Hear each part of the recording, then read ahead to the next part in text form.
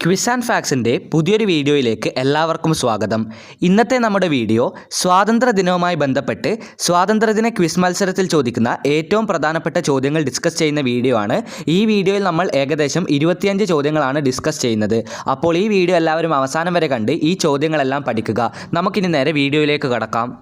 വീഡിയോയിലേക്ക് കടക്കുന്നതിന് മുമ്പ് ക്വിസ് ഇഷ്ടപ്പെടുന്ന സ്കൂൾ വിദ്യാർത്ഥികളാണ് നിങ്ങളെങ്കിൽ ഈ അവസരം നഷ്ടപ്പെടുത്തരുത്. നിങ്ങൾക്ക് വേണ്ടി ഒരുപാട് സമ്മാനങ്ങളുമായി എക്സ് ആൻഡ് വൈ ലേണിംഗ് എന്ന യൂട്യൂബ് ചാനൽ സ്വാതന്ത്ര്യ ദിനത്തോടനുബന്ധിച്ച് മെഗാ ഓൺലൈൻ ക്വിസ് മത്സരം നടത്തുന്നുണ്ട്. 5 മുതൽ 10 വരെ ക്ലാസ്സുകളിലുള്ളവർക്കാണ് ഈ അവസരം.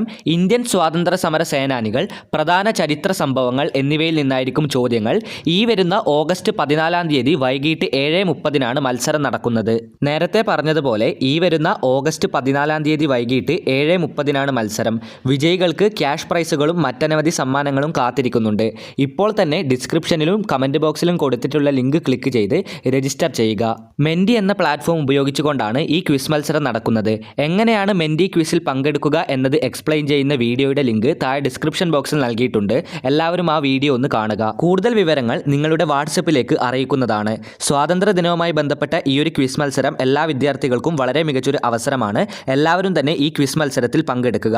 ഇനി നമുക്ക് ഈ വീഡിയോയിലെ ചോദ്യങ്ങളിലേക്ക് കടക്കാം. ഒന്നാമത്തെ ചോദ്യം ഇതാണ്: റൗലറ്റ് ആക്ടിന്റെ ഉദ്ദേശം എന്തായിരുന്നു? റൗലറ്റ് ആക്ടിന്റെ ഉദ്ദേശം എന്ത്? പൗരാവകാശ നിഷേധം, അതായത് പൗരാവകാശ നിഷേധമായിരുന്നു റൗലറ്റ് ആക്ടിന്റെ ഉദ്ദേശം. രണ്ടാമത്തെ ചോദ്യം ഇതാണ്: ഇന്ത്യയിൽ ആദ്യമായി സെൻസസ് എടുത്തത് എന്നാണ്? ഇന്ത്യയിൽ ആദ്യമായി സെൻസസ് നടന്ന വർഷമേത്? 1889 ഇന്ത്യയിൽ ആദ്യമായി സെൻസസ് എടുത്തത്.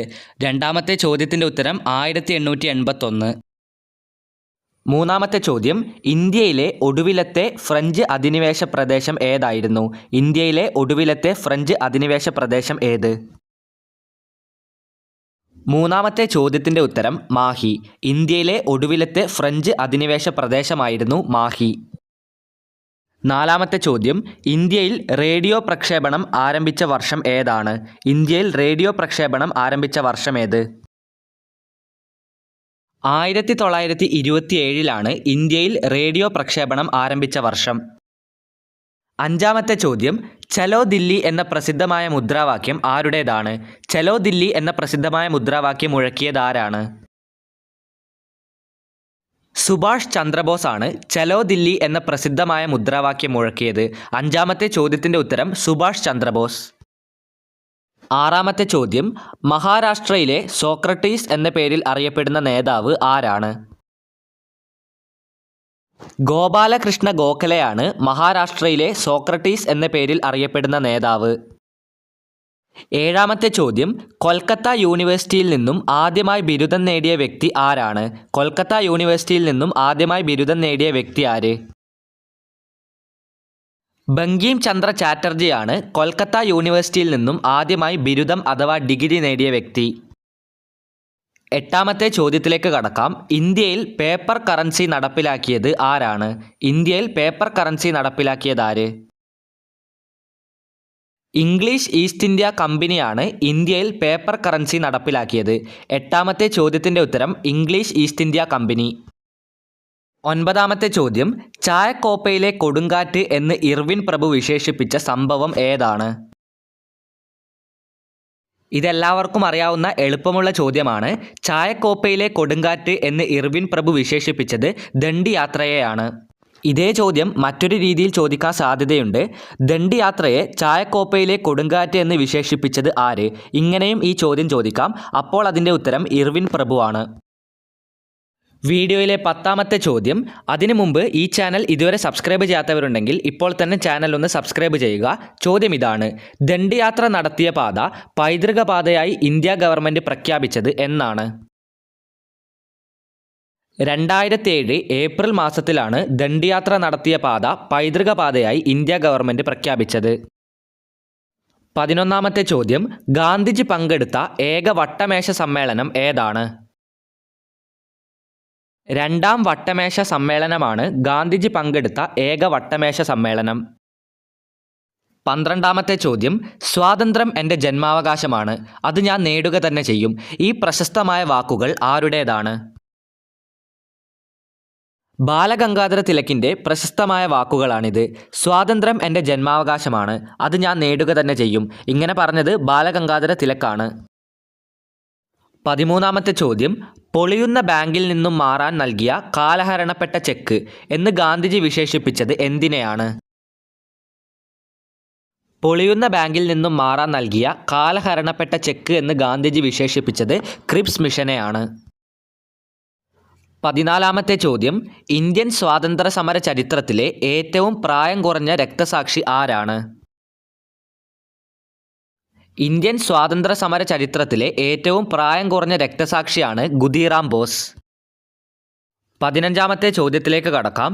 കോൺഗ്രസിലെ മിതവാദികളും തീവ്രവാദികളും രണ്ടായി പിളർന്ന കോൺഗ്രസ് സമ്മേളനം ഏതാണ്? 1907 നടന്ന സൂറത്ത് സമ്മേളനത്തിൽ വെച്ചാണ് കോൺഗ്രസിലെ മിതവാദികളും തീവ്രവാദികളും രണ്ടായി പിളർന്നത്. 16ാമത്തെ ചോദ്യം, പൂർണ്ണ സ്വരാജ് പ്രമേയം പാസാക്കിയ കോൺഗ്രസ് സമ്മേളനം ഏതാണ്? 1929 ലാഹോർ സമ്മേളനത്തിലാണ് പൂർണ്ണ സ്വരാജ് പ്രമേയം പാസാക്കിയത്. 17ാമത്തെ ചോദ്യം, 1857 വിപ്ലവത്തെ ശിപ്പായി ലഹള എന്ന് വിശേഷിപ്പിച്ചത് ആരാണ്? ജോൺ ലോറൻസ് ആണ് 1857 വിപ്ലവത്തെ ശിപ്പായി ലഹള എന്ന് വിശേഷിപ്പിച്ചത്. 18ാമത്തെ ചോദ്യം, ഗദർ പാർട്ടിയുടെ സ്ഥാപകൻ ആരാണ്? ലാലാ ഹർദയാലാണ് ഗദർ പാർട്ടിയുടെ സ്ഥാപകൻ. 18ാമത്തെ ചോദ്യത്തിൻ്റെ ഉത്തരം ലാലാ ഹർദയാൽ. 19ാമത്തെ ചോദ്യം, അലിഗഡ് മൂവ്മെൻറ്റ് സ്ഥാപിച്ചത് ആരാണ്? അലിഗഡ് മൂവ്മെൻറ്റ് സ്ഥാപിച്ചത് ആര്? സർ സയ്യദ് അഹമ്മദ് ഖാൻ ആണ് അലിഗഡ് മൂവ്മെൻറ്റ് സ്ഥാപിച്ചത്. 19ാമത്തെ ചോദ്യത്തിൻ്റെ ഉത്തരം സർ സയ്യദ് അഹമ്മദ് ഖാൻ. 20ാമത്തെ ചോദ്യം, നിങ്ങൾ എനിക്ക് രക്തം തരൂ, ഞാൻ നിങ്ങൾക്ക് സ്വാതന്ത്ര്യം തരാം. ഇതാരുടെ വാക്കുകളാണ്? വളരെ പ്രശസ്തമായ വാക്കുകളാണിത്. ഇതാരുടേതാണ്? നിങ്ങൾ എനിക്ക് രക്തം തരൂ, ഞാൻ നിങ്ങൾക്ക് സ്വാതന്ത്ര്യം തരാം. ഇത് സുഭാഷ് ചന്ദ്രബോസിൻ്റെ വളരെ പ്രശസ്തമായ വാക്കുകളാണ്. 21ാമത്തെ ചോദ്യം, ശാന്തിയുടെ മനുഷ്യൻ എന്നറിയപ്പെടുന്നത് ആരാണ്? 21ാമത്തെ ചോദ്യം, ശാന്തിയുടെ മനുഷ്യൻ എന്നറിയപ്പെടുന്നത് ആര്? ലാൽ ബഹദൂർ ശാസ്ത്രിയാണ് ശാന്തിയുടെ മനുഷ്യൻ എന്ന പേരിൽ അറിയപ്പെടുന്നത്. 22ാമത്തെ ചോദ്യം, കാളയെപ്പോലെ അധ്വാനിക്കുകയും സന്യാസിയെപ്പോലെ ജീവിക്കുകയും ചെയ്യുക. ഇതാരുടെ വാക്കുകളാണ്? BR അംബേദ്കറിൻ്റെ വാക്കുകളാണ്. കാളയെപ്പോലെ അധ്വാനിക്കുക, സന്യാസിയെപ്പോലെ ജീവിക്കുകയും ചെയ്യുക. 23ാമത്തെ ചോദ്യം, നവനിർമ്മാൺ പ്രസ്ഥാനത്തിന് ചുക്കാൻ പിടിച്ചത് ആരാണ്? നവനിർമ്മാൺ പ്രസ്ഥാനത്തിന് ചുക്കാൻ പിടിച്ചതാര്? ജയപ്രകാശ് നാരായൺ ആണ് നവനിർമ്മാൺ പദ്ധതിക്ക് ചുക്കാൻ പിടിച്ചത്. 24ാമത്തെ ചോദ്യം, നമ്മൾ നേരത്തെ പറഞ്ഞു ഇന്ത്യയിൽ ആദ്യമായി സെൻസസ് നടന്നത് 1881 എന്നാൽ 1881 ഇന്ത്യയിലെ ആദ്യ സെൻസസ് നടത്തിയത് ആരുടെ കാലത്താണ്? റിപ്പൺ പ്രഭുവിൻ്റെ കാലത്താണ് ഇന്ത്യയിൽ ആദ്യമായി സെൻസസ് നടത്തിയത്. ആദ്യമായി ഇന്ത്യയിൽ സെൻസസ് നടത്തിയത് 1881 അത് ആരുടെ കാലത്താണ്? റിപ്പൺ പ്രഭുവിൻ്റെ കാലത്താണ്.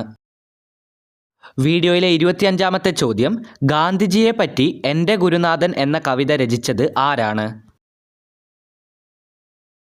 8ാം ക്ലാസ്സിൽ ഇങ്ങനെയൊരു പാഠം പഠിക്കാനുള്ളത് കൊണ്ട് ഇതെല്ലാവർക്കും അറിയാമായിരിക്കും. ഗാന്ധിജിയെ പറ്റി എൻ്റെ ഗുരുനാഥൻ എന്ന കവിത രചിച്ചത് വള്ളത്തോളാണ്. അങ്ങനെ നമ്മൾ ഈ വീഡിയോയിൽ 25 പ്രധാനപ്പെട്ട ചോദ്യങ്ങൾ ഡിസ്കസ് ചെയ്തു കഴിഞ്ഞു. എല്ലാവരും ഇന്ന് തന്നെ ഈ ചോദ്യങ്ങൾ പഠിക്കുക. ഇതേപോലെയുള്ള കുറേ വീഡിയോകൾ നമ്മൾ ഓൾറെഡി അപ്ലോഡ് ചെയ്തിട്ടുണ്ട്, ഇനി അപ്ലോഡ് ചെയ്യുകയും ചെയ്യും. അപ്പോൾ ഈ വീഡിയോ എല്ലാം നിങ്ങൾ കാണുകയാണെങ്കിൽ സ്വാതന്ത്ര്യദിന ക്വിസ് മത്സരത്തിൽ എന്തായാലും നിങ്ങൾക്ക് വളരെ മികച്ചൊരു മാർക്ക് ലഭിക്കുന്നതാണ്. അപ്പോൾ ഈ വീഡിയോയുടെ ആദ്യം പറഞ്ഞ X&Y ലേണിംഗ് എന്ന യൂട്യൂബ് ചാനൽ നടത്തുന്ന സ്വാതന്ത്ര്യദിന ക്വിസ് മത്സരത്തിൽ പങ്കെടുക്കാൻ ആരും മറക്കരുത്. അതുമായി ബന്ധപ്പെട്ട കൂടുതൽ വിവരങ്ങൾ ലഭിക്കുന്ന വീഡിയോയുടെ ലിങ്ക് താഴെ ഡിസ്ക്രിപ്ഷൻ ബോക്സിൽ നൽകിയിട്ടുണ്ട്. അപ്പോൾ ഈ വീഡിയോ അവസാനം വരെ കണ്ട എല്ലാവർക്കും നന്ദി, നമസ്കാരം. ഇതുപോലെയുള്ള വീഡിയോകൾക്കായി ചാനൽ ഇപ്പോൾ തന്നെ ഒന്ന് സബ്സ്ക്രൈബ് ചെയ്യുക.